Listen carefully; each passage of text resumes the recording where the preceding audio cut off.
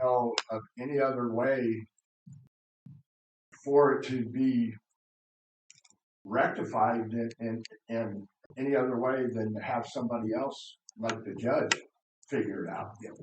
I mean, to me that seems to be the fairest thing to do for the voters of Timberon. I think the way to do this is to have a starting point, maybe 5 seats, and who's on, and were they elected, or were they appointed? And just go from there, and who replaced who, and were they appointed, or, well, that's the only way you're gonna. I know, Art, and that's the only way you're gonna. I'm pretty sure that we've got it figured out. We need to put it on paper so everybody can see it. Yeah. Because but I still think that, the best thing we could do as far as being fair and to be transparent would be to let a judge make this decision. I agree. Without a timeline, he's not going to know what to do. Yeah. That's not, Right. that's not true though, because they do take applications from the people who are applying. Yes, they do. And then they also have a period where more people can put applications in, and you can favor or disfavor a candidate. You can send information to the judge, so the judge has items to review.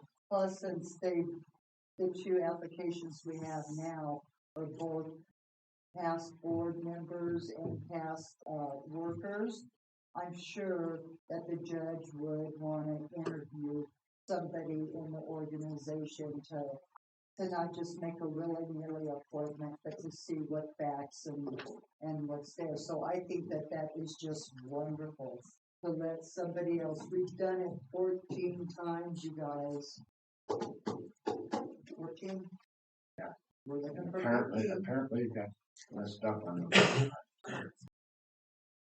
Yeah, so instead of a do-over, let's do it with the judge and let's do it right. It's okay to follow the rules. It really is.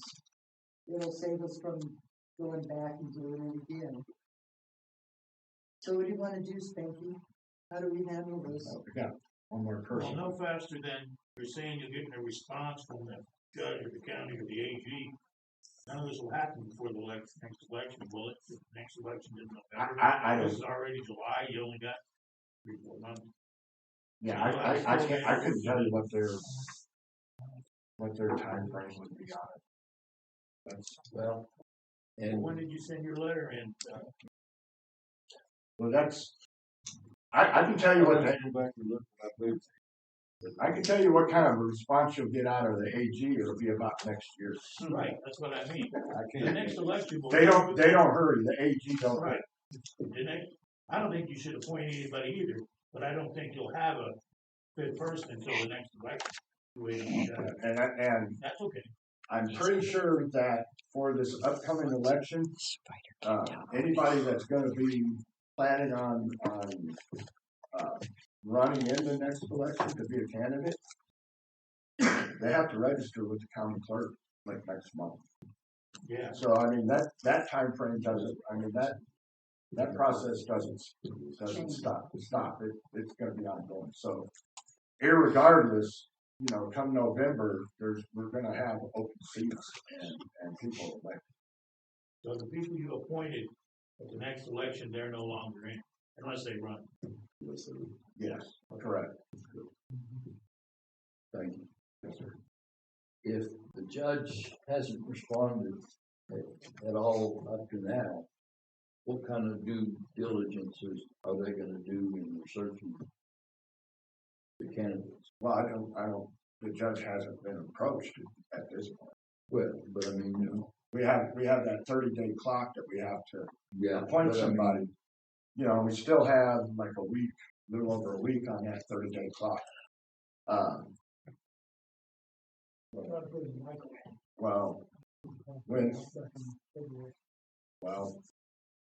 I'm going from when Dave resigned. And Mike trying to figure it out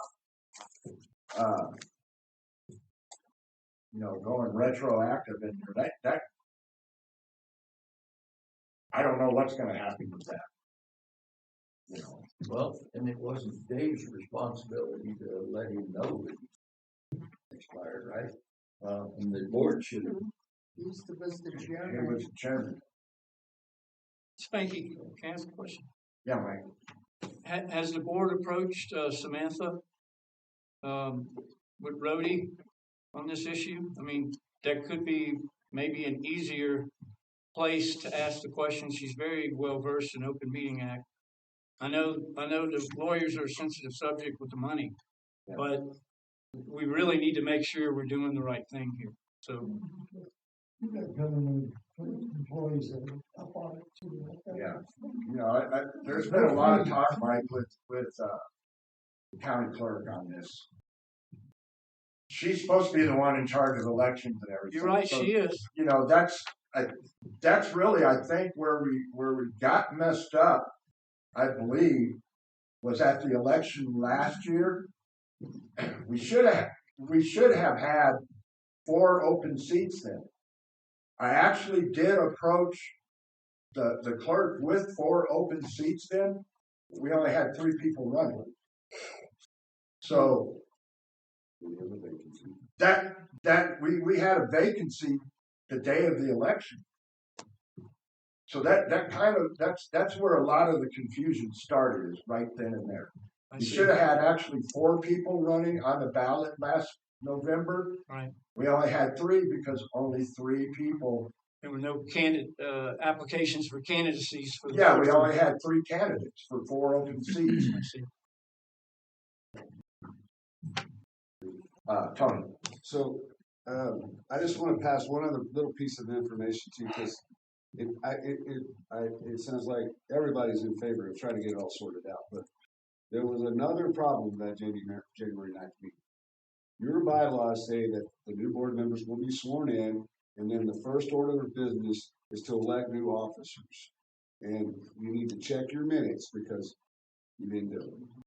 You left everybody in the officer position that they were, but your bylaws say you will elect new officers, even if you elect them the same, and you didn't do it. It's not in your minutes. So that is another little hiccup along the way of getting this all sorted out so everything is equal. Because I don't think anybody else does, wants everything you've done as a board since January 9th to be undone. And that's a possibility. That could be an expensive proposition, depending on, and I haven't done that research at all, but anything that you raise prices on, anything that you charge, anything could all be undone and have to be refunded. So just a little more information. Make sure you get all the T's crossed, I's dotted, according to the laws and your own bylaws. I think that's what we're trying to do. Yeah, I agree. If you don't have the amount of candidates you need for the amount of open seats, then what happens historically? What has happened? You run it with 3 or 4 people. No, you 30 days to appoint somebody. you have to appoint somebody. Why? What if nobody wants to be appointed? Well, can it run with 3 or 4 people? What I'm asking. No. No, we're supposed to have. We're required to have 5 Okay. board directors. So if nobody wants to do it, then I guess the judge appoints somebody. Yeah, and I mean that's basically where we're at. That was kind of where we were at. November of last year, and that's kind of where everything. I think everything got really confused after the election.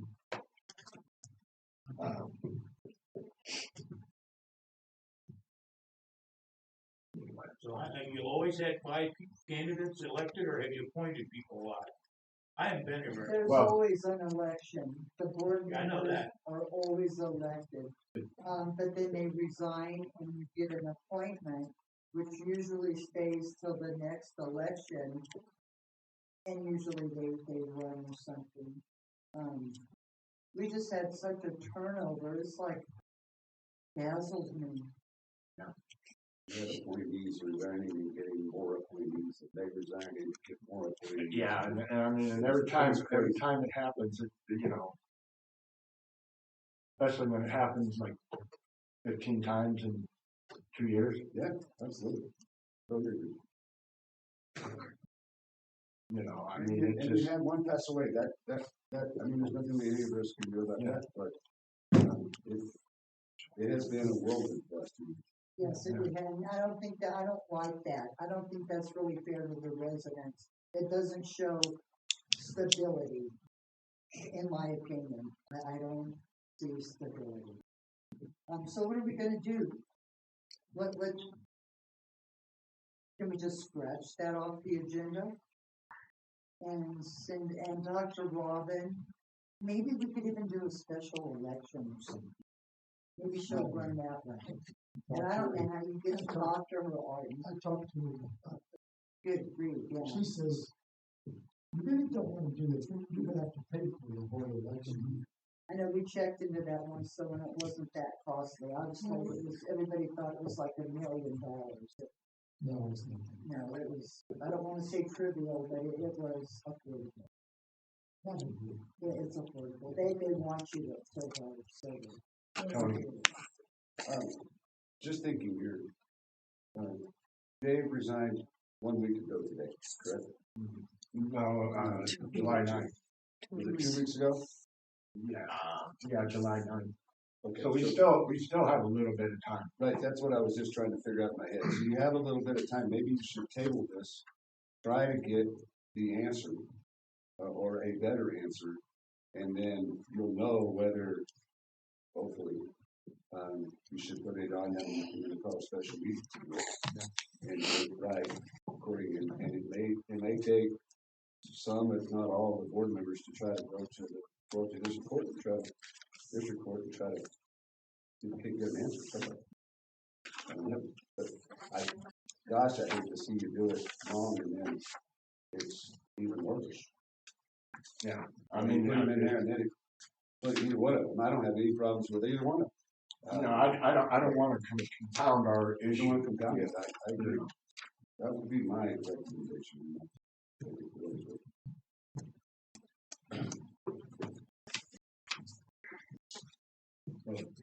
I mean, anything from, I had a question for Michael. What's the docket like at District 12? Excuse me? What's the docket like at District 12? God only knows. I don't know, Ed. Okay, I called them. It wasn't promising. But my question is, I don't know what your legal background is, Michael. Well, I'm just a regular Joe. I work for Shell. I don't know, but it seemed like you got an axe to grind. No, I don't have. I have an axe to grind about lawlessness, but I don't have an axe to grind with any. That verbiage sounds like we're this nefarious group that's out to screw everybody, and we're not. No, I've never said that's that. how it sounded. Well, okay, the point I want to make is, and I've talked to people about this before, anybody can read the law and anybody can interpret it to suit themselves. That's why we have the courts. And like I say, I don't know what anybody's legal backgrounds are in here. But I can tell you, I spent a lot of hours in the courtroom. I spent a lot of hours working with attorneys. mm-hmm. And that's why we have the courts, because they're going to go in there and argue. You can argue, you've got valid arguments, I understand. But there is a statute in New Mexico, as there is, I think, in every other state, called the good faith clause. Yeah. And if the judge looks at this and said, look, nobody ran for the seat, the board talked about it amongst themselves, and Mr. Curry agreed to stay on. Granted, it wasn't done 100% by the book, but things have been running ever since then. And the judge could very well, it's within his power, say, well, they acted in good faith, so I'm going to write a minute entry that says, you guys carry on, you have another election, do whatever, but you've done everything in good faith, so we're going to leave it as it stands. Well, that's a distinct possibility. Well, Ed, he could do that. The only reason I have any subject matter knowledge about the statutes, because of the 2 times I was on the board. Mm-hmm. I did a deep dive into them. Sure. I studied them. So that's the marching orders that this board has to follow. It's written in plain English. I don't know what the standard is for what grade level, but the statutes are required to be written so people can read them and understand them. So I'm not putting myself out there as some kind of jailhouse lawyer here. I'm just pointing out the facts. The man didn't run. The clerk has already stated that because he didn't run, in her opinion, where she has authority, and I think you guys just indicated that she is the authority in this matter right now, she has stated that he overstayed his office. She also stated she was not an attorney and she wasn't giving legal advice. And I talked to her myself, and her own words were, I think what you guys ought to do is you ought to resign and then reappoint whoever and go back and Nan's already been working on the things that we need to go back and readdress. That was her opinion, and that's what we're trying to do tonight. Right, but Ms. Robin is more well-versed, not with our Water and Sanitation District statutes. She is well-versed with the Local Election Act of 2018. And that's where she's drawing her discussion. And she did say, you guys need to seek an attorney. But she's already weighed in and indicated that Mr. Cruey was not a board member for the past 7 months. It's in black and white. And the evidence shows it. But the clause in the Water and Sanitation District that we're talking about here under the meetings section is clear. It is clear. And the only reason that you guys are thinking you got 30 days right now is because you received a resignation from it. But can you have a resignation when you weren't lawfully in the position? And again, think about what Mr. Rattle did. Mr. Rattle put in as a candidate. He applied for the candidacy. He was on the ballot. Unfortunately, he resigned before taking office. So that right there is also anecdotal information that indicates that what transpired was incorrect. And in legal terms, it invalidates things. That's why she stated in the letter to me and in the phone call to me that all these acts where Mr. Cruey affixed his signature can be required to be redone. I pray that doesn't have to happen. I don't want that happening. It's already in the works. The only reason I'm here today is to prevent us from piling on, from making more errors that will have to be corrected. This district is hemorrhage money. We got to get back on track with water losses and repairing water lines. This is a distraction. We're wrapped around the axles with this. We need to get off of the X and get on what's most important in this community, which is the water losses. So why are you bringing this up to us? Why don't you just go straight to the court or go to the ethics board or whoever? Because I don't believe in filing a complaint in this. This district has suffered enough through lawsuits. We're still suffering. Well, well, all I'm saying is I'm not going to be one of the persons who does that. I was on the receiving end of many frivolous complaints, and we had to work through them all, and we learned that we could not answer them ourselves. So we had to give it to the attorney, which caused a lot of expenses. But I will not file a complaint. You have my word on that. I would rather come in here and engage you guys directly. I don't operate like that. It's okay, it's a person's right if they want to do that, but I'm not going to do that. Well, I can appreciate that. Whose position did Cruey take? Position 3. They don't have numbers anymore. I think it was just Rick. I think it was maybe Terry Ratley or Sharon Vales. It was just Rattle. I think it was just Rick. Oh, it was yes? I believe so, because he was actually elected. Right. And then resigned. Yeah. And then I believe Dave was the one that was appointed into that position. No. I believe that's correct. Well, Dave was appointed the same time Mr. Rattle was appointed. Same month. No, Mr. Rattle was elected. Oh, wait a minute. Wasn't he appointed You might be first? right, because I'm not going back far enough. Yeah, That's he right. was Yeah, they were both appointed in July 25th, 2023. Then I'm not sure. You ran, you won. But he was appointed. They took this position. So we're gonna have to. No. If that's the case, Rodney says that if he was elected, he was an elected official. If Dave Curley took his place, then he would be an elected official. That's what she told me today. That's where all the confusion is. Not quite We following. don't quite understand who is when and where. That's what she told me. Now, what happened? Was this before or after the election? He was appointed before. He was not appointed after. He was appointed before the election. Okay. I don't think we'd have this conversation. Then he has to run. Appointed after. If he was appointed before the election, then he has to run. If he was appointed after the election, then everything's cool. That's why I say we need a timeline. Yeah, and also, like I said, we had 4 open seats for election last year, and only had 3 people running, so you should have had 4 people elected instead of the 3. But we only had 3 candidates. Well, a lot of this stuff This is is getting nowhere. repeating yourself.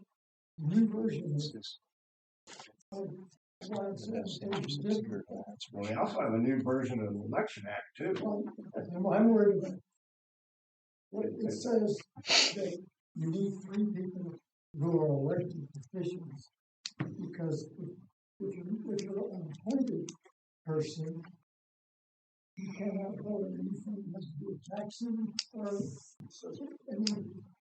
and go on whatever.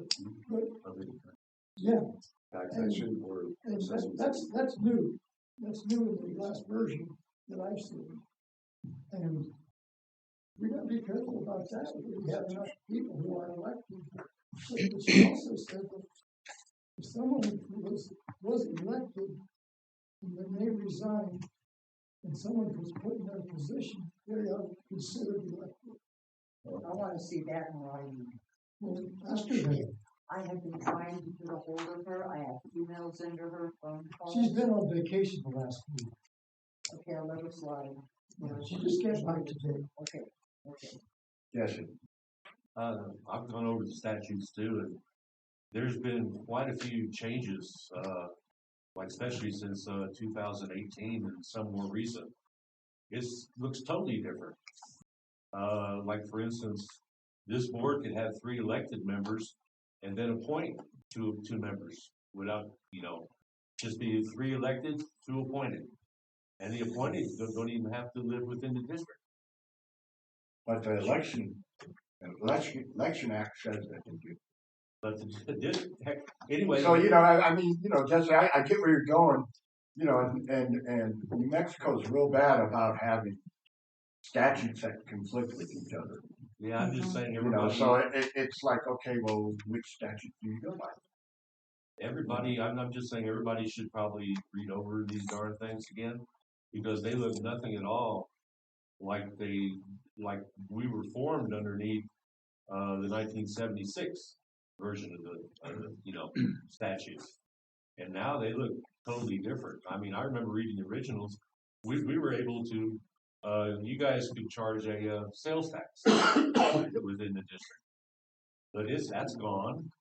But anyway, what I was going to say is I really do agree with that it should go before a district judge in the 12th district court, just to cover everything and make sure everything's right. And I do have a question. It does state in the statutes that the elections are biennial. So we shouldn't be having one this year. It should be next year. It's on odd years. So it'll be 2025 will be the next biennial election. Yeah, but you're also supposed to have, if you have an open appointed seat, it should be the following election. No, the next biennial election or biennial. It does say that. Well, That's what Robin told me also. Even though your election doesn't affect us, it's the odd number. well, me personally, I'm in favor of having the judge figure it out. I don't think we have a choice. No. That would be wonderful. So, leave it up to the board right now. How you wanna proceed with this?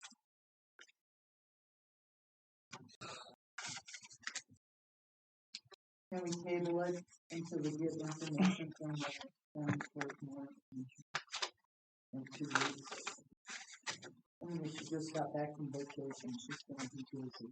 And that's still within your time frame? No, it will go over our time frame. It will, but our time frame that I think the courts and stuff are gonna look at is actually January. So, I think we need to know if we have three, which are considered elected officials. Elected board members. We only have two right now. Because if you don't have three, you can't vote on a lot of stuff. And It's a little late now. well, no, it's not too late. And who placed it into? Right. And if that's the case, how do you, I mean, when you have people resign, you're gonna have people, not elected. Right? I just told you that the county clerk says if someone is appointed to someone who was elected, they are acting as if they are elected. Okay, so we're elected, We offer the place if somebody was elected. I mean, at one point, Whoever took Paul's place, for instance, is considered elected. And just, I'm not sure if this particular part of the statute is cross-purpose with part of this discussion, but it does state in there, and, correct me if I'm wrong, other people have read the statute, the new versions, that you can have as few as one elected board member. As long as there's somebody there to appoint the rest of them. Go ahead, you replace, Paul Hagan. I replaced Rattle. Rattle. You replaced Rattle. Yeah. He was elected. So both of you then are considered as elected, according to. Well, that's one less problem, Martin. it is. So, what would y'all like to do? I need a motion for something. do we wanna just table this? We don't have money for parks. Who's, You know what I mean? position should they? It's gonna have to go to a lawyer. You can't have two of you took Rattles. No, I believe he replaced, Ratley, Terry Ratley. That sounds right. It was middle July of 23. And she was elected. No, she was appointed. She was appointed. Yes, well, She was not elected. Ratley and Giles resigned at the same time. If they were appointed, were not elected, then they did have to run at the election. You do. Yeah, and like I said, we had four, we should have elected 4 people at the last election. We only had 3 run. Why did you not run, Dave? There a reason? I was under the impression that the position was not expired until the following year that I was appointed to. Yeah, I think And there's no, the records on this are non-existent. Well, the law says that, the law says that if you were appointed, you have to run for next. The old, and I've heard this since I've lived here, the old, thing of when you're appointed into a position, you were in that position, whether it's a 2-year or 4-year position, you're in it until that 10 years up, the laws changed, it doesn't count. I think say that in bylaws too. Probably so, but the law is very clear about, you have till the next day annual election, so You had one in 23, you'll have one in 25. So your appointment, you'll need to run in 25. Right. So, but Dave's was in 20. And there is a lot of confusion on that. Oh, yeah, we're not clear as to any of that, huh? So is there any possibility to dig into that and find out what the story is? Well, I'm clear on it, because We have been digging into it, but the more we dig into it, it seems like the more confusing it gets. there's another problem also that I ran into when I was talking to the people in District 12 and to the county clerk. You know, the past board secretaries, and you're excluded, did a horrible job at doing the job. For example, roll call, that's required, you know, black and white, Michael, black and white. You have to name every person that was there. They'd write all present. And the notes were garbage, there are big gaps in it. We can get in a lot of trouble for that, because the law is pretty clear about that. They have to have detailed notes on what was there. So that's why I say, you know, we can go to the district court, and you know, the judge is not going to go, you know, by our demands. We're going to do what they have time for, what they feel like doing. So if we win, we might be sitting around waiting for 6 months to get on the docket, or longer. I don't know. I do think that we should not hire an attorney to represent us. I think between us we can find somebody that can argue our case. I mean, there's not going to be an attorney arguing against us. At least I don't think there will be.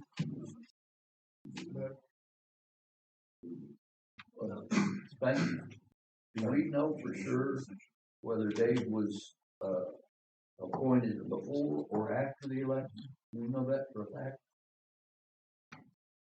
He was appointed after the election. No, he was in there in October, and then the election. Who are we talking about? Dave? Because it started that last. Dave was appointed in July of Before the election. 23. And in my opinion, he could have been appointed after the election on January 9th or whatever. Could have. And I think that would have cleared a lot of It this. would have. That's what they said. That's what I was told. Well, if the board would have just reappointed, because I said there was nobody that ran for that seat, nobody wanted it, nobody put in for it. And she said, well, it was mentioned in the minutes. And I looked, it's not. Whoever did the minutes, just gotta follow that out. So That would clear up a that lot. would clear everything. If we wouldn't be having this discussion today if that hadn't been put in the minutes. Obviously. Give her the audio.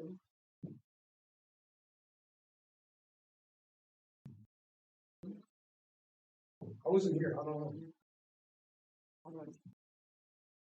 Well, can I make a motion Sure. to table this? Let's make a motion. I make a motion to table number 4 and 5 until we get factual information in writing. Okay, I mean, we have too many phone calls, too many. We need to see it in writing, and we need to deal with this. I'm sure it'll be a priority. Would you like to include 6 with that also? Might as well. Yeah. Give me a real good motion on that. Okay, wait, so you want number 6 included? Mm-hmm. And then what about 7? That's a different. Okay, so then why aren't we going to do 6? Because it's appointed new BOD chairperson, why do you want to vote? Well, if you want to table it, you can't table and vote. Well, it's on the agenda to appoint a new chairperson tonight. Well, but that's without having the added directory. It's on the agenda. Well, if you're going to table one, you got to table them all. 4 and 5 are on the agenda. Well, Terry, you have a motion. Yeah. On the, Terry's name to just review each one individually.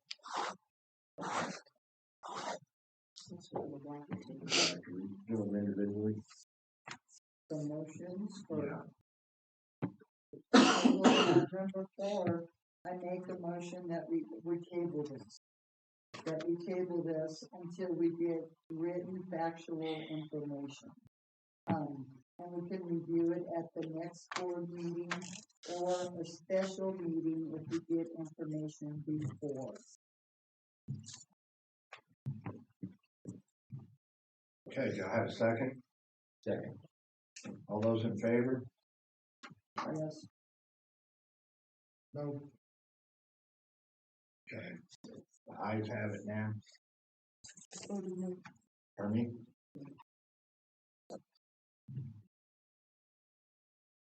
Okay, okay, and since number 4 has been tabled, that makes, number 5 just nil. Because it's an agenda. Okay, so I make a motion that number 5 is to be put on the table also until we get somebody to appoint. second, all those in favor? Yes, aye, Ayes have it, ma'am. Okay, agenda item number 6, discuss appoint a new board of directors chairperson. I'll open it up to the board. I move we table it. I'll second, All those in favor? aye, yes, Ayes have it, ma'am. Number 6 is tabled also. Okay, agenda item number 7, discuss appoint a new BOD treasurer. I'll open this up for discussion with the board. I feel like the team that was together was doing a great job. And I would like to see Ed return to the office of treasurer.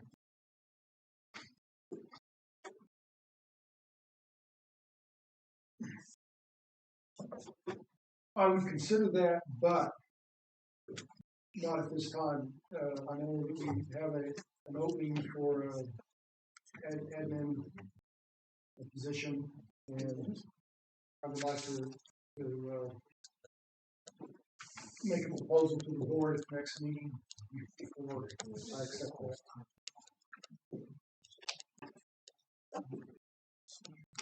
that. In the meantime, we need a treasurer. Be willing to do it till then. All right. Pardon?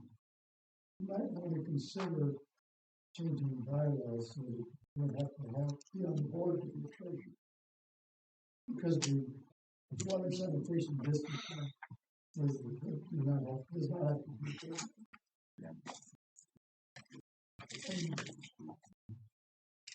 There's times when you may have a board that nobody wants the job. Like right now. I move that we do make that a position not requiring director. That's, we have to put that on the agenda. that has to be a bylaw. Oh, okay. And you'd also have to change the bylaws. Which isn't a big deal, but there is a process for it. It takes a while. Yeah. Oh, that's the one. I would recommend we proceed with that. That was only temporary. I said I would need to do some treasurer temporarily. So you're appointed temporarily? I need a motion right now to temporarily appoint Ed treasurer. So we can get our board director situation straightened out.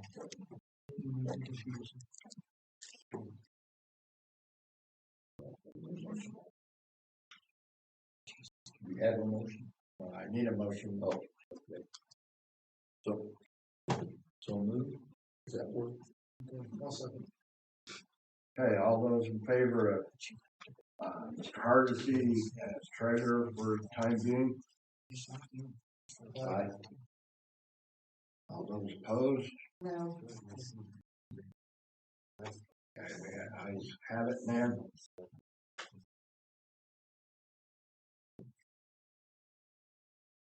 Okay. Moving on to agenda item number 8. Discuss approved GWSD bank account signature and account access authorization. At our special meeting, we discussed this quite a bit, and after you left,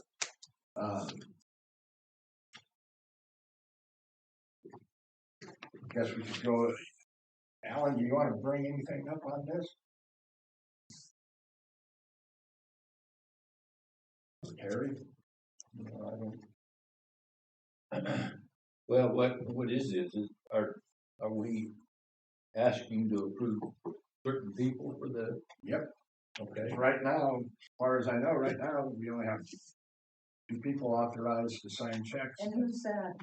It's Renee and Ed. I was under the impression that Terry already did it. Nope, I can't go down to the bank and say, add me to the bank. And Not I after, know not after what was done. yeah, I already said that. so it needs to be redone. Yes. I move we add Mark to the approval list.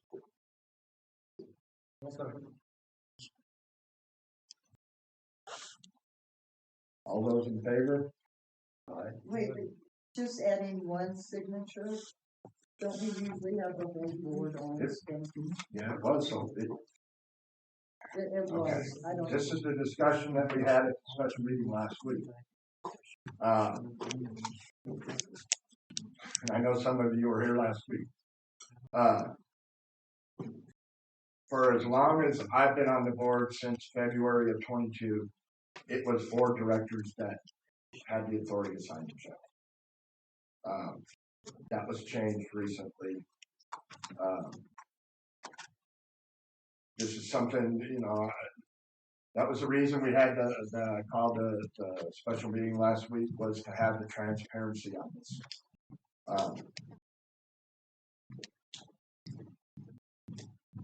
Moving forward with transparency, I personally would like to have the board decide who's going to be signing our checks. I think that's one of the most important things that this district does, is that's how we control our money, our funds. And, we need to know, and the public needs to know, who's signing the checks. I don't think that's asking too much. Does it have to have 2 signatures? Yes, each check requires 2 signatures. I know we had a lot of discussion about this last week. That quite a few people were in agreement that the manager should also have that signature authority, because the manager is the one that knows what the money's being spent on, and the manager is generally the person that's here all the time. But she is on there, isn't she? She is now. Okay. Prior, she wasn't. Okay. When I was the interim manager, I had signature authority while I was a manager because I was a board director. It worked out real good then. I'm sure Mike would tell you the same thing because he was interim manager part of the time too. So I don't personally have a problem with the manager having signature authority. Because like I said, she's the one that knows what the money is being spent on. Okay, and I agree with that, Spanky, because she is here and she does do a lot of work on that. Also, though, I do feel that all the board members should be on the account. What happens when they start resigning on us? I know, and it I'm gets serious. and that has happened. That was part of the. So let's not, That was the stupid reason on why, this. Yeah. the policy got changed, and so went down there to remove half a dozen Yeah, or more you had a whole bunch of people on people that were, board. had signature authority that were no longer on the board. That's why I say limited. I believe that they should be on there, I think the treasurer should be on there. I think that those two should be the high priority. Mhm. The rest of the board members could be, if they're not here, then you have a priority set up. Yeah, and me personally, I don't care if I'm on it or not. The treasurer is responsible for the money, he needs to see where it's going. Yeah. As well as. Right. Well, and all board members, all board directors should know where the money's going. Well, yeah, and then like I say, But they are responsible. we have resignations, we have health issues, when maybe somebody cannot get down to the board or to the office to sign a check. I'm just saying, everybody on the board should have. Exactly. It could be a priority type thing. Well, Those two are if first, and it's then available. everybody else. I talked to people up in Santa Fe that had control over us.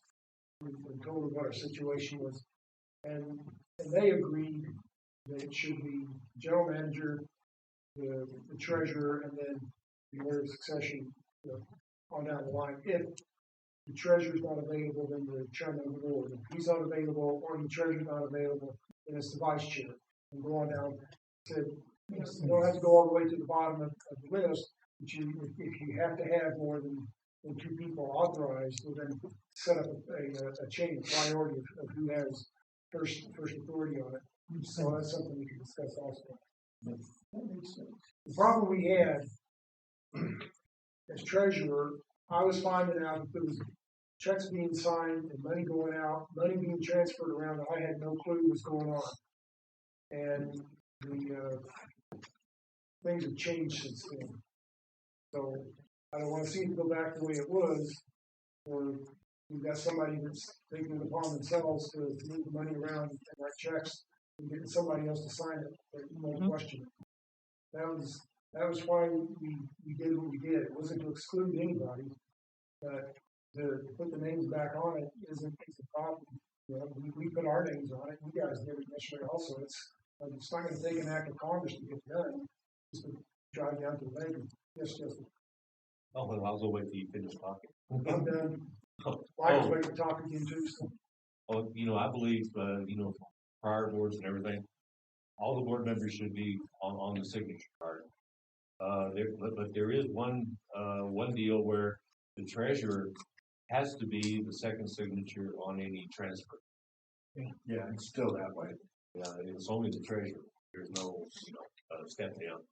And the general manager has to be the first signature on there and having actually read and checked the invoice and put a check mark on it. To do the audits, actually point that out. To keep your chain going through the office. And this is all in the office policy and procedure. Yeah, and that's how we do it. And believe it or not, we get written up on that by the auditor. That's great. They love to write you up on that.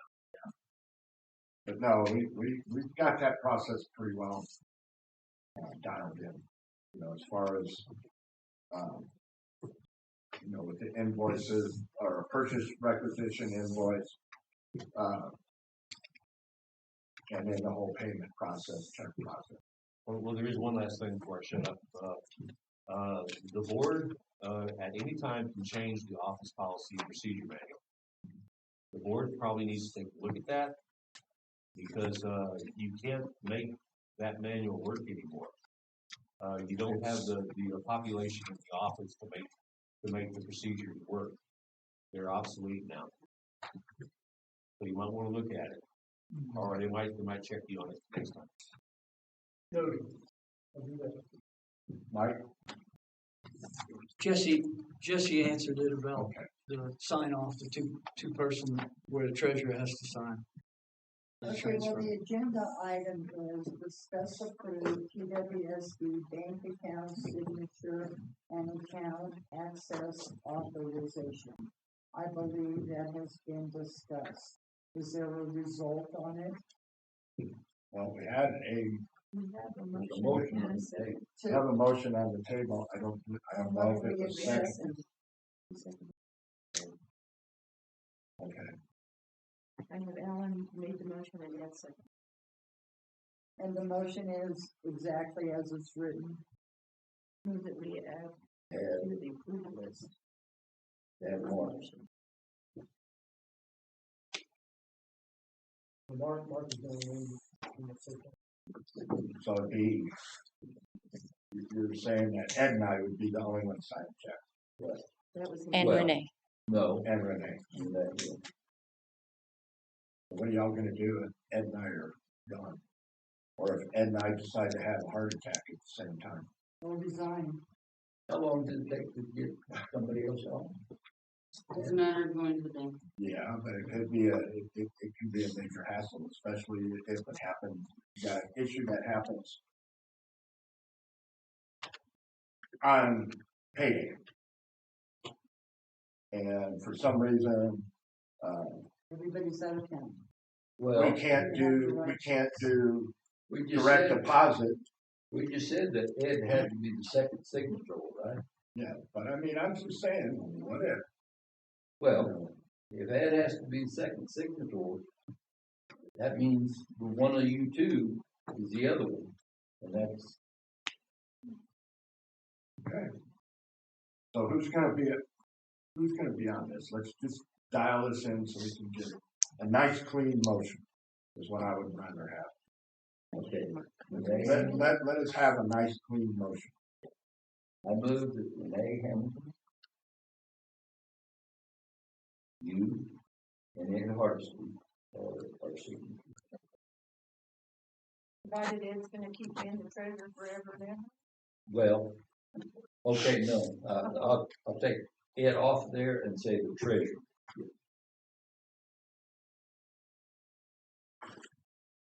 Okay. Do that because, no, that's, Sorry, Steve. Okay. Yes.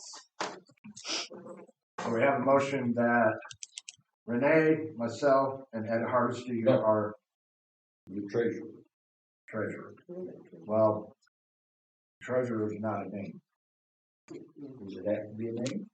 At Oh, this yes, time, yeah. good, yeah. Okay, sorry. The bank won't come to No. you sure? Yeah, I think you gotta have an ID that says treasurer.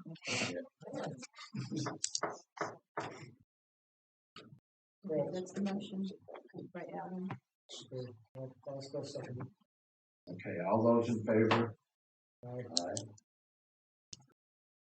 No. The ayes have it, man.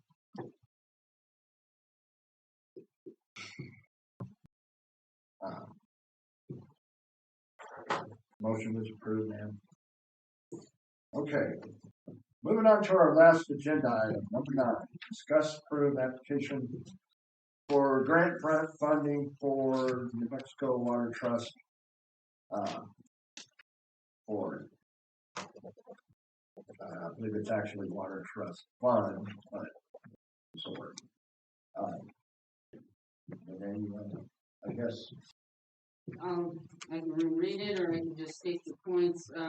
I'd like to ask for $4,100,000, which is a 10% matching grant possibility with a waiver, because I'd like to apply for the waiver because we have so much water loss. And, that would repair district zone BP6 and G2. Carson area and G2 is the little one, right? G2 is the big one. Okay. B6 G2, is folks, for y'all that York area. I know you're not familiar with this. In our preliminary engineering report, Timberon's broken up into 16 zones. The zones that Renee's referring to, when our engineer Bohannon Houston came up with our preliminary engineering report, and then just a few months ago they updated that report They didn't really change any of the engineering in the updated report, they just increased the cost. And even what we're gonna be requesting, we're gonna request a little bit additional on top of that, because this funding wouldn't be, if it's approved, would not be released to us till about this time next year. So I don't know what inflation's gonna do, your guess is as good as mine, hopefully it'll go down. I've never seen it in my lifetime go down. But the areas that we're talking about are, that engineering report is broken up into, like I said, the different zones, but it's also broken up into phases each. It altogether has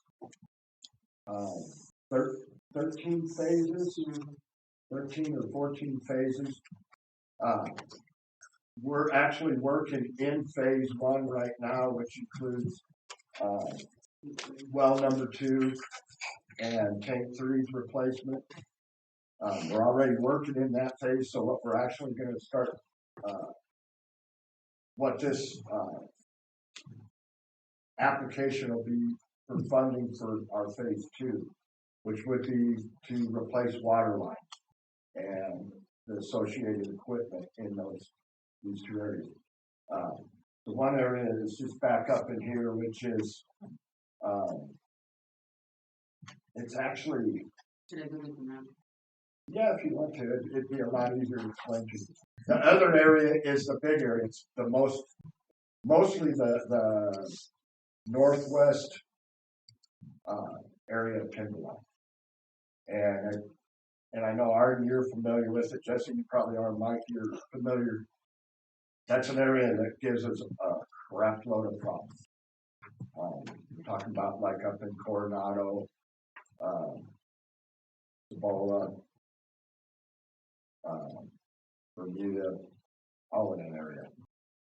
And if you look at the map that you started, Arden, a few years back, well, we kept up on that, and that area by far has the most leaks that waterline breaks that we have, by far. And it's probably one of our higher populated.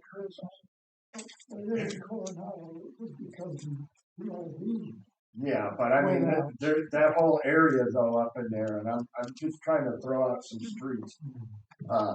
Be like Bermuda, Bahamas, Bangkok, Washida's up in there. We have a lot of leaks on Washida. Pretty much everything south of Washida, all the way down to Sacramento, and from Carson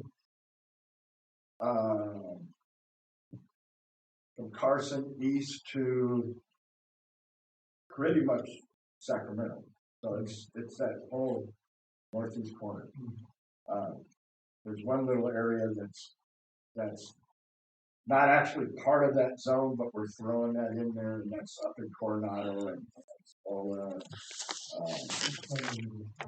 yeah, that little area that's kind of borders on, it's like Carson, Hickswood, Cibola, you know what I'm talking about, Bessie. I know what I'm talking about. It's good by tank 3. Yeah, it's that area that's fed off of tank 3. That would have been way easier just to say that.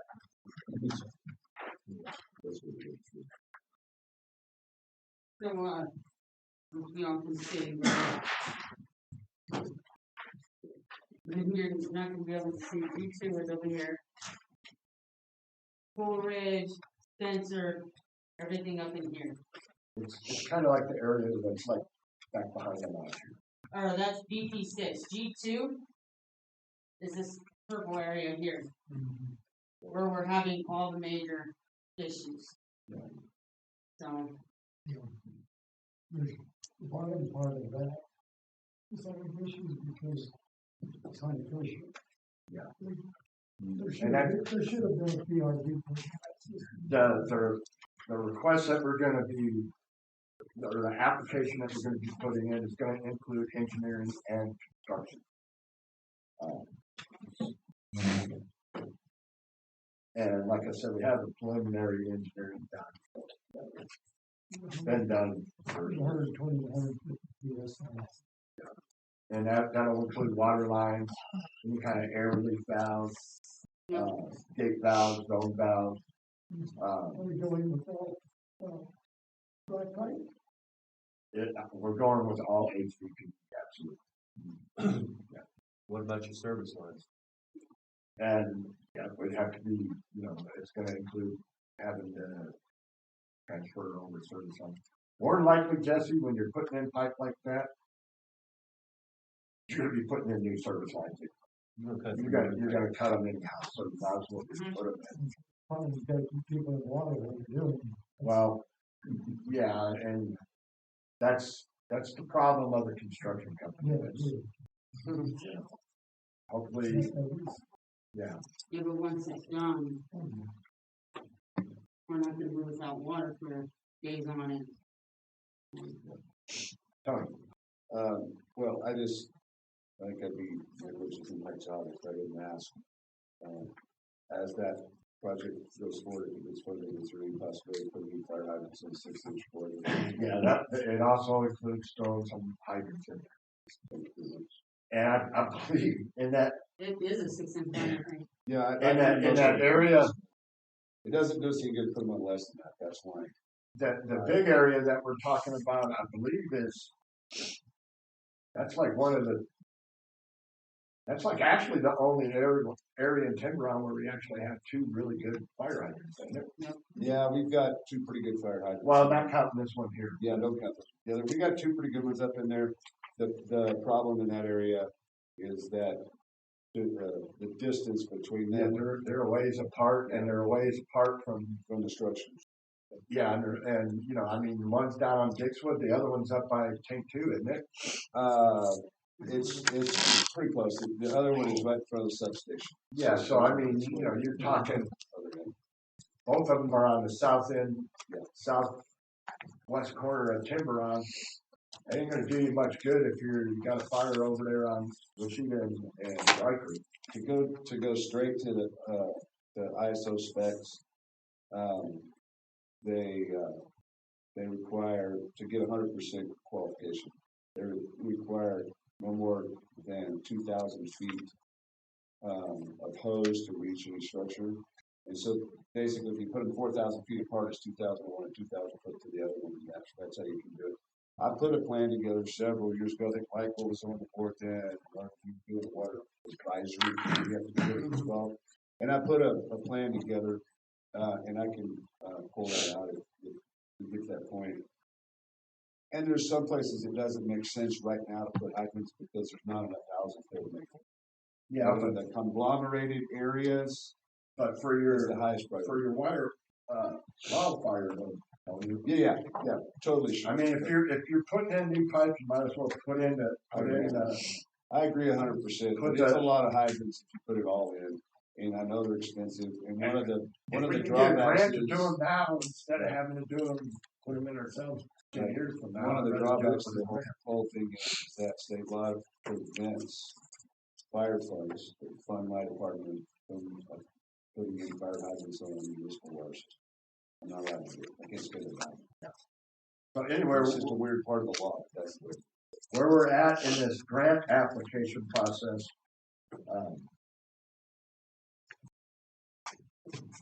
We have to file the notice of intent to apply, which is it's just basically it's not obligating the district to a match yet. It's not even the application. It's just letting the Water Trust Board know that we intend to apply. We have to have that notice of intent filed by the 31st of this month. Yeah, and it's a one-page deal. It's filled out already, ready to be sent to. Is there a chance that we it'd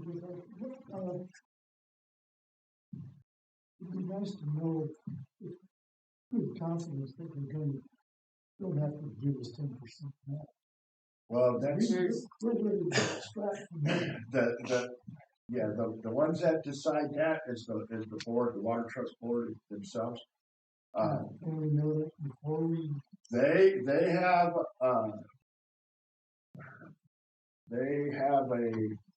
I have their calendar right here. we also have the ability to also our new build studies that the district can afford it. Okay. So, The notice of intent has to be in by the end of this month. The application process opens on the 15th of August, closes on the 16th of September. October 2nd and 3rd, there's a water trust board meeting at the state capitol, both days.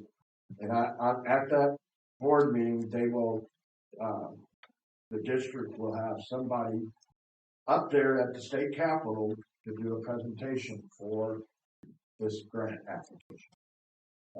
Last year I did it for capital outlay, the presentation on that.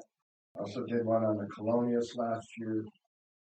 So this year, I don't know if I'll be doing it, but I know Renee probably will be, somebody else on the board. When I did the presentation for the Colonius grant last year, I had Matt Thompson there with me in front of the Colonius board, which helped out a lot.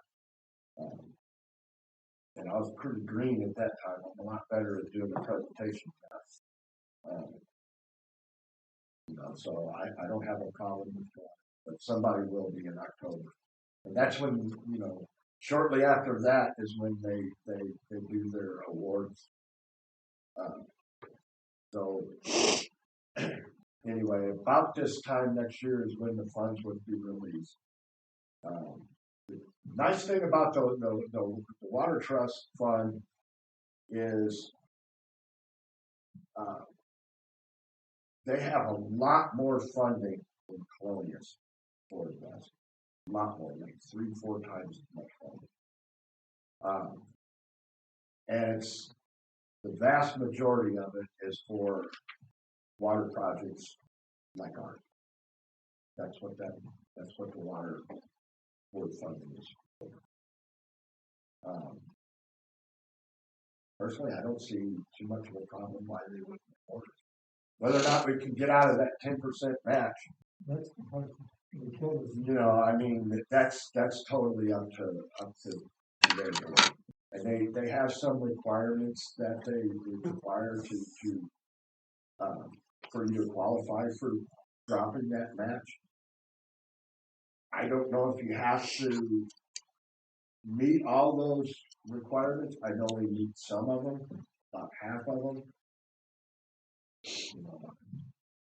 It's entirely up to them. Well, depends on how much you can sweet talk. I'm telling you, that's really what it is. Actually said, making friends with up there. Yeah, well, that's like when I did the capital outlay. I talked to our local state rep and state senator a month and a half before I actually did the presentation. So they were very well aware of what our needs were and everything. So and they're more than willing to help us now. The state senator or state rep. And then we also have a really good person helping us. Her name's Dora Batista. She's with the Southeast New Mexico Community Development Council. Her dad was head of the DFA for 30-something years. She's helped us immensely.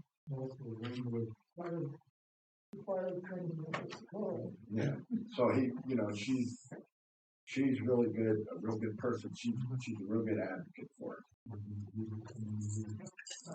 Passed away. So before that, yeah. And also during the presentation, we have, I've been having you guys take photos and so they can see what we're up against as well. Yeah.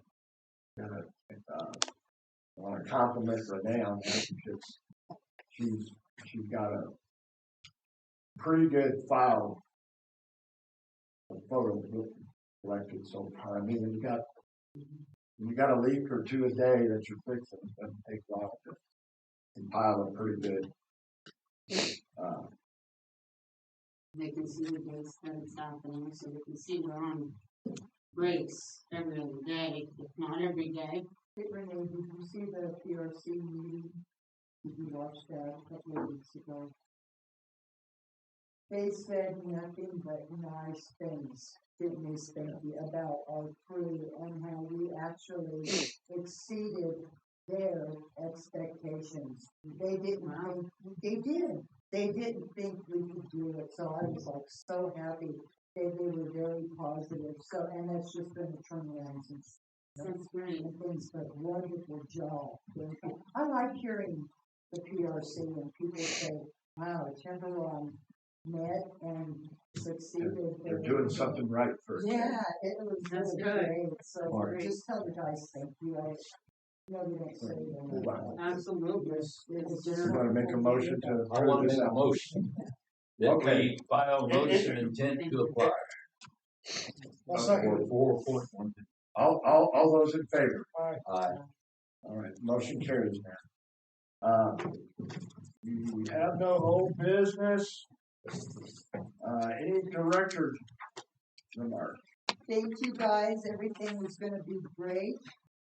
It's gonna work out. Any questions from the public? Anything y'all would like to ask? I know.